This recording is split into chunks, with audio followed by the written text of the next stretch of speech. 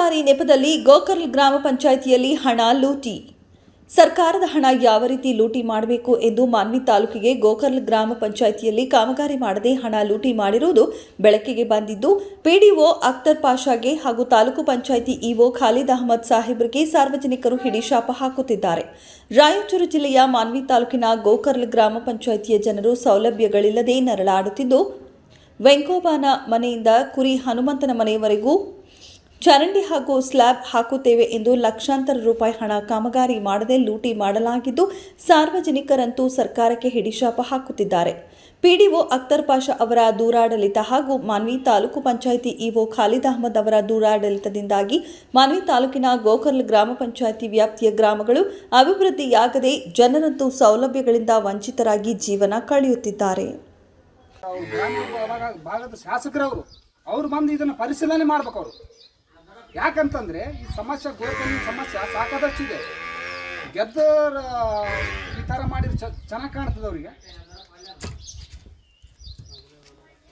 ಹಗಲೇ ಓಡಾಡಕ್ಕಾಗಲ್ಲ sir, ರಾತ್ರಿ ಬಂದು ಹೆಂಗೆ ಓಡಾಡಲ್ಲ ಸರ್? ಯಾವಾಗ ಬೇಕು ಅವಾಗ ನೀರು ಬೇಕು ಸರ್.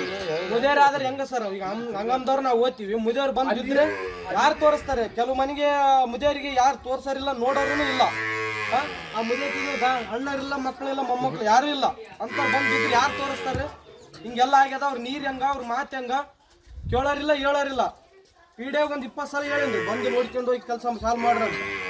ಪಿಡಿಒಗೆ ಹಾಕಿಲ್ಲ ರೀ. ಪಿಡಿಒ ಎಲ್ಲ ಕಳಪೆ ಕಾಮಗಾರಿ. ಅಖ್ತರ್ ಪಾಷಾ ಸರ್ ಪಿಡಿಒ ಅವರು.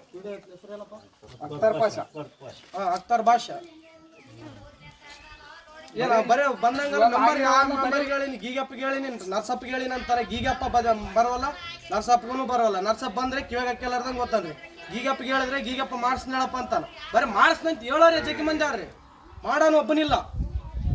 ಗೋಕರ್ಲ್ ಗ್ರಾಮದಾಗ ಇವಾಗ ಆಗ್ಯಾವ ಸರ್ ಕಳಪೆ ಕಾಮಗಾರಿ ಸರ್. ಮೊನ್ನೆ ಬಂದು ನಿಂದಿಸಿ ಕೆಲಸ ಮಾಡ್ತೀವಿ ಅಂತ ಹೇಳಿದ್ರೆ ಬರ್ತು ಅಂತ 15 ದಿನ ಆಯ್ತು. ಬರ್ತು ಅಂತ ಹೇಳಕ್ 15 ದಿನ ಆಯ್ತು. ಕೇಳೋರಿಲ್ಲ ಹೇಳೋರಿಲ್ಲ. ಮಂದಿ ಇಲ್ದಾಗ ಬರ್ತಾರ, ಬಿಲ್ ಮಾಡ್ಕೊಂತಾರ, ಓದ್ತಾರ. ಅಷ್ಟೇ ಆಗ್ಯ ಸರ್. ಮಂದಿದ್ದಾಗ ಒಬ್ರು ಬರಂಗಿಲ್ಲ, ಬಿಸಿಲಕ್ಕೆ ಬರ್ತಾರ.